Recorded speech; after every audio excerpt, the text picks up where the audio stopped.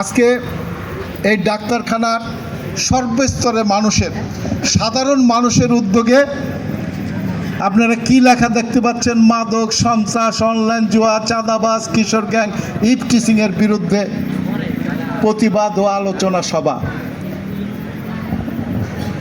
এই মাদক, চাঁদাবাজ এবং দুর্নীতি এই তিনটি বিষয়ে কিভাবে এই তিনটি বিষয় থেকে আমরা পরিত্রাণ পাব, সেজন্য আজকে এই এলাকার মুরব্বী, যুবক এবং মধ্যবয়সী যারা রয়েছে সবার সাথে মত বিনিময় করার জন্য আমরা আজকে এই সবার আয়োজন করেছি। আপনারা ভোট দিয়েছেন, ধানের শীষকে বিজয়ী করেছেন, বিপ্লবী তারেক রহমানকে প্রধানমন্ত্রী বানিয়েছেন। বিনিময়ে আপনারা কি চেয়েছিলেন আমাদের কাছে? আপনারা কি চেয়েছিলেন?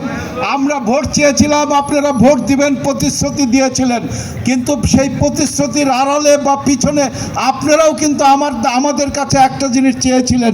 কি চেয়েছিলেন বলেন তো? পিছনের তরুণ সমাজ, আমার মনে হয় তাদের কণ্ঠ রুদ্ধ হয়ে গিয়েছে, অথবা স্বাভাবিক জীবন থেকে অন্য জায়গায় ফিরে গিয়ে তাদের কণ্ঠ বন্ধ হয়ে গিয়েছে। জোরে বলতে হবে, কি চেয়েছিলেন? উন্নয়ন। ইনশাল্লাহ আপনারা আপনাদের কথা রেখেছেন, ভোট দিয়েছেন, আমরা আপনাদের কথা রেখেছি, রাখবো। উন্নয়নের ট্রেন ঢাকা থেকে ছেড়ে দিয়েছে। ইনশাল্লাহ এই উন্নয়নের ট্রেন আগামী 3 মাসের মধ্যে আপনাদের এই ডাক্তারখানার এই মাটিতে এসে পৌঁছে যাবে। তার শুভ উদ্বোধন হবে আগামীকাল পাটুরিয়া ঘাটে বেলা 11টায়। আপনারা কথা রেখেছেন, আমরাও কথা রাখছি। বিপ্লবী তারেক রহমান আপনাদের উন্নয়নের প্রতিশ্রুতি রক্ষা করবেন, করেছেন। এবার আসুন, আপনারা এখানে যারা রয়েছেন, মুরব্বীরা, পিছনের তরুণ সমাজ, পাশের যুবকরা, বিগত 15-16টি বছর স্বৈরাচার হাসিনার বিরুদ্ধে আন্দোলন সংগ্রাম করতে গিয়ে জীবনের অনেকগুলো বছর, 15টি বছর ব্যয় করেছেন, ক্ষয় করেছেন, জেলখানায় গিয়েছেন, বাড়ি ঘর বিক্রি করে মামলা পরিচালনা করেছে আপনাদের পিতারা। তারপরেও পিছুপা হন নাই কেন? বিপ্লবী তারেক রহমানের নেতৃত্বের মধ্যে এমন এক অগ্নি ফুলিঙ্গ ছিল।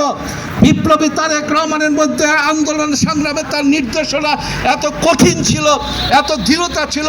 আমাদের মধ্যে উনি যতটা বিশ্বস্ত অর্জন করেছিল, এই বাংলাদেশ সৃষ্টির পর শহীদ প্রেসিডেন্ট জিয়াউর রহমানের পর আর কোনো নেতা এমনিভাবে এই দেশের জনগণের আস্থা অর্জন করতে পারে নাই। যে কারণে হাসিনার বুলেটের সামনে এই তরুণ সমাজ, পিছনের যুব সমাজ এবং আমার চারপাশে যারা পিতার তুল্য মুরব্বীরা রয়েছেন, আপনারা আপনাদের সন্তানদেরকে রাজপথে ঠেলে দিয়েছিলেন যুদ্ধ করার জন্য, লড়াই করার জন্য, গণতন্ত্রকে ফিরিয়ে আনার জন্য, বিপ্লবী তারেক রহমানকে বাংলাদেশের মাটিতে সসম্মানে ফিরিয়ে আনার জন্য করেছিলেন না?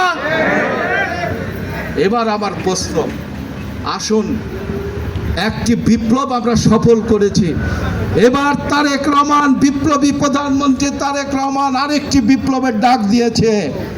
সে ডাকটি হলো এই বাংলাদেশটাকে উন্নতর চরম শিখরে নিয়ে গিয়ে আপনাদের সবার ভবিষ্যৎ, আপনার সন্তানের ভবিষ্যৎ, আমার ওই ভাইটির ভাইয়ের ভবিষ্যৎ এবং এই দেশের সকল মানুষের মৌলিক অধিকার, একটি উন্নত বাংলাদেশ গড়ে তোলার জন্য উনি দ্বিতীয় বিপ্লবের ডাক দিয়েছেন।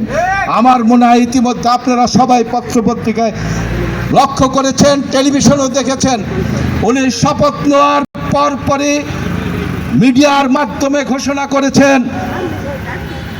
এই বাংলাদেশটাকে উন্নত দেশ গড়ে তোলার জন্য সর্বপ্রথম প্রয়োজন মাদক, চাঁদাবাজ, ইভটিজিং এবং মোবাইলে যে জুয়া খেলা হয়, এই জুয়া, মাদক, চাঁদাবাজ বন্ধ করতে হবে আমার এই বাংলাদেশ থেকে।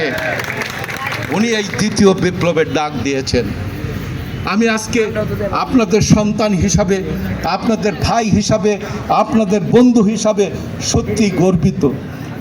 25তম মত বিনিময় সভায় যত যুবক, যত মুরব্বী, যত লোক উপস্থিত হয়েছেন, আমার বলতে দ্বিধা নেই, বিগত 24টি মত বিনিময় সভায় এত মানুষ সমাগম হয় নাই।